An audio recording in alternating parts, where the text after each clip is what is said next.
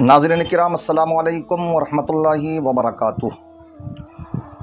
आप जानते हैं 15 अगस्त 1947 को हमारा ये मुल्क अज़ीम अंग्रेज़ों के नापाक चंगुल से आज़ाद हुआ।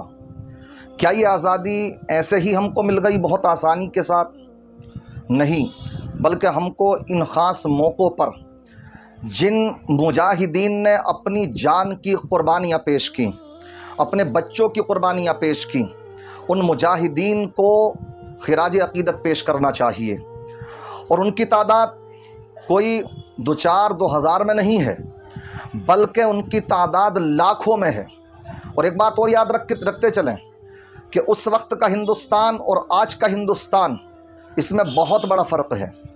उस वक्त का हिंदुस्तान ये था कि जो पूरा अखंड भारत कहलाता, अखंड भारत का मतलब समझते ही हैं कि पाकिस्तान इसमें शामिल था, बांग्लादेश इसमें शामिल था, और भी इसके अलावा बहुत से ऐसे मुल्क कट कर जो बने हैं वो इसमें शामिल थे।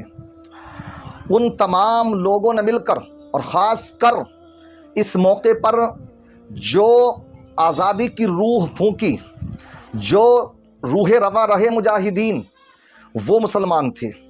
और उसमें भी ख़ास कर उलमाए किराम। सब जानते हैं, इस तारीख़ को मस्क नहीं किया जा सकता कि जो जामा मस्जिद से अल्लामा फजल हक खैराबादी ने सैकड़ों उलमा की मौजूदगी में, लाखों के मजमे में जो अंग्रेज़ों के ख़िलाफ़ जिहाद का फतवा दिया, तो उसी वक्त में दर्जनों उलमाए किराम ने, 33 उलमाए किराम ने तकरीबन उसी वक्त में उस पर सिग्नेचर करे। अब जैसे ही अंग्रेज़ों के ख़िलाफ़ जिहाद का फतवा जारी किया गया, और आप जानते हैं कि जिहाद जब फ़र्ज़ हो जाए तो उस वक्त फिर इंसान को न अपनी जान की फ़िक्र करनी है, न माल की फ़िक्र करनी है, बाल बच्चों की फ़िक्र करनी है, कुछ नहीं। अब मैदान कारज़ार में उतरना है। यही मुसलमानों ने किया। ये ख़बर बड़ी तेज़ी के साथ फैली, और जैसे ही फैली तो अंग्रेज़ों के अंदर हड़कंप मच गया। तमाम के तमाम अंग्रेज़ों ने मुसलमानों को चुन चुन करके मारना शुरू कर दिया। ख़ासकर जो कायदीन थे, उलमा थे, उनको उन्होंने चुन चुन करके सूलियों पर चढ़ाना शुरू कर दिया। इस तरह से उन्होंने उस जंग का नाम किस अंदाज में 1857 का गदर का नाम उन्होंने रखा, और हम उसको कहते हैं 1857 का इनकलाब। वो कहते हैं अंग्रेज़ उसको गदर, कि ये गद्दारी की इन्होंने, तो उसका नाम ही गदर रखा। लेकिन हम उसको कहते हैं 1857 का इनकलाब। ये 1857 में जो सबसे पहले मैदान कारज़ार में अंग्रेज़ों के ख़िलाफ़ उतरे वो मुसलमान थे। यही वजह रही कि पूरी तारीख़ अगर पढ़ें तो अंग्रेज़ों के निशाने पर हमेशा मुसलमान रहे, उलमा रहे। लाखों की तादाद में उलमा के सरों को कलम किया गया। बतलाया जाता कि चांदनी चौक से लेकर के पेशावर तक कोई दरख्त ऐसा बचा हुआ नहीं था कि जिस दरख्त पर किसी न किसी आलिम के सर को कलम करके लटका नहीं दिया गया था।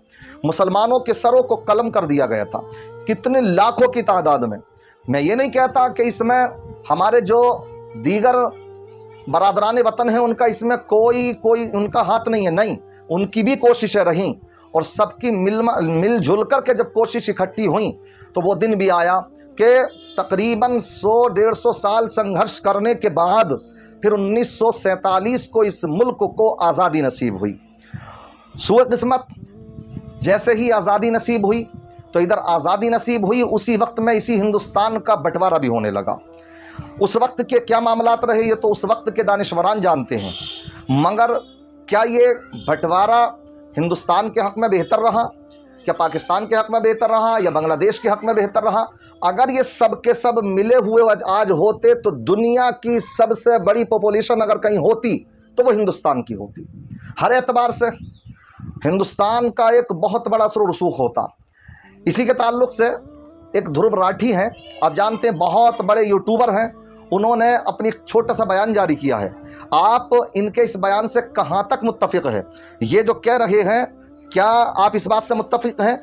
आप इनकी बात को सुनते चलें, और साथ ही साथ में मैं भी इस पर तबसरा करूंगा 1-1.5 मिनट का, बगौर इसको समाअत फरमाएं। क्या होता अगर इंडिया और पाकिस्तान का कभी पार्टीशन ही ना हुआ होता? सबसे पहले पॉपुलेशन, इंडिया की 138 करोड़ की पॉपुलेशन है, प्लस पाकिस्तान और बांग्लादेश की 22 और 16 करोड़, यानी टोटल में 176 करोड़। यूनाइटेड इंडिया दुनिया की सबसे पॉपुलेटेड कंट्री होती। दूसरा मिलिट्री, आज के दिन चाइना के पास दुनिया की लार्जेस्ट आर्मी है, लेकिन इंडिया के पास 14.5 लाख एक्टिव सोल्जर्स हैं, पाकिस्तान के पास 6.4 लाख और बांग्लादेश के पास 3.25 लाख, यानी टोटल में 24 लाख से भी ज्यादा एक्टिव सोल्जर्स के साथ यूनाइटेड इंडिया की आर्मी दुनिया की लार्जेस्ट आर्मी होती। टोटल जीडीपी देखा जाए तो United India 5th largest economy होती दुनिया की। इसके बाद सबसे बड़ा पॉइंट, जम्मू एंड कश्मीर का जो इशू है वो शायद से कभी होता ही नहीं। जब से आर्टिकल 370 हटाया गया है, सेंट्रल गवर्नमेंट ने 9,000 करोड़ रुपए स्पेंड किए हैं जम्मू एंड कश्मीर की सिक्योरिटी पर। इसके अलावा ढेर सारा पैसा पाकिस्तान स्पेंड करता है कश्मीर के ऊपर। दोनों तरफ से लाखों करोड़ों रुपए बचाए जा सकते थे जो मिलिट्री पर स्पेंड किए गए, हथियारों पर स्पेंड किए गए। इस पैसे को अगर एजुकेशन, हेल्थ केयर और इंफ्रास्ट्रक्चर। तो आपने सुना इनका बयान कि इन्होंने जो अपना इजहार किया है, अगर वाकई ये इस तरह का बंटवारा ना हुआ होता तो आज जो कश्मीर का मुद्दा इतना बड़ा बना हुआ है, लाखों और हज़ारों करोड़ रुपए खर्च हो चुके अब तक, समझ रहे हैं, शायद ये इशू भी ख़त्म हो गया होता। और जब सब होते तो आज जो मुसलमानों के हालात यहाँ पर हिंदुस्तान में जो से नफरती चिंटू समझते ही ना मिटा करके हम रख देंगे, हालांकि होना नहीं है उनसे कुछ भी। हम कम तादाद में ही, अक़लियत में ही हैं, तभी इंशाअल्लाह होना कुछ नहीं है। जिनका हामी खुदा हो उनका कोई कुछ नहीं बिगाड़ सकता। लेकिन अगर ये बंटवारे ना हुए होते तो मुसलमान भी अच्छी ताकत में होते। इसलिए सब ने मिलजुल कर के लड़ी ये जंग, तभी जा कर के अंग्रेज़ों को भगाया जा सका यहाँ से। अगर इसमें मुसलमानों का जो अहम किरदार है वो ना होता तो आज जो यहाँ हुकूमतें कर रहे हैं, तो जब अंग्रेज़ों के ही गुलाम रहते आज तक तो इन्हें ये हुकूमत भी नसीब ना होती। ये तो मुसलमानों का एहसान मानना चाहिए। इसी तरीके से आज मुसलमानों की तारीख को मिटाया जा रहा है। आज आप देखें कहीं पर लाल किले से मुसलमानों का नाम नहीं लिया जाता, किसी एक मुसलमान का भी नाम नहीं लिया जाता। कोई भी प्रधानमंत्री बना किसी ने नहीं लिया कि यहाँ जो इस अंग्रेज़ों से आज़ादी मिली मुसलमानों का भी इसमें योगदान है। तो अगर हमारे ऊपर, हमारे मुल्क के रहने वाले अगर ये जुल्म कर रहे हैं तारीख के ऊपर, हमें तो बेदार रहना चाहिए। हमें अपने मदारिस के अंदर, अपने स्कूल के अंदर बच्चों को ये हिस्ट्री बताना चाहिए, तारीख बतलाना चाहिए कि इस हिंदुस्तान की आज़ादी में अगर सबसे ज़्यादा किसी का हिस्सा है तो वो मुसलमानों का है। इसलिए आज ये बच्चों को अगर आपने नहीं पढ़ाया तो वही जो तारीख और हिस्ट्री मिटा करके रख दी गई, मुसलमानों के नामों को मिटा दिया गया। तो जब गैर नहीं ले रहे, जब तुम ही नहीं ले रहे अपने मुजाहिदीन के, अपने कायदीन के नाम, तो दूसरे क्यों लेंगे? वो तो उनके तो एजेंडा है साफ सुथरा, खुल्लम खुल्ला, कि उन्हें तुम्हारा नाम और निशान मिटाना है हिस्ट्री में से। तो इसलिए हमारी ये जिम्मेदारी बनती है कि हम अपने स्कूलों में, मदारिस में, रोडों पर अपने इसके ताल्लुक से निकलें और बेदारी पेश करें, अपने नौजवानों को अपनी तारीख बतलाएं और ये बतलाएं कि तुमसे ज्यादा हकदार इस मुल्क पर तुमसे ज्यादा हक हमारा है, इसलिए कि हमारी कुर्बानियां। और यही वजह रही अंग्रेजों के निशाने पर हमेशा जब भी रहे तो वो मुसलमान रहे, क्योंकि उनको जो ये मुल्क मिला था तो अंग्रेजों ने गैर मुस्लिमों से नहीं छीना था बल्कि मुसलमानों से छीना था। इसलिए उनके निशाने पर मुसलमान ही रहे।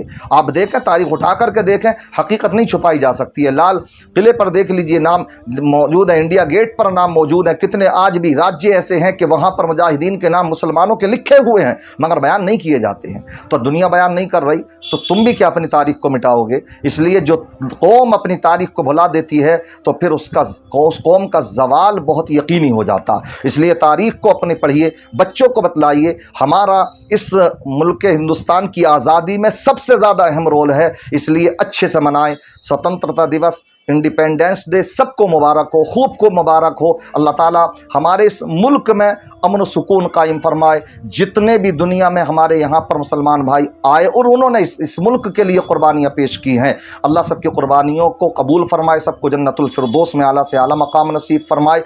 अल्लाह तबारक व तआला उनकी कब्रों को मुनव्वर फरमाए। अस्सलामु अलैकुम व रहमतुल्लाहि व बरकातुहू।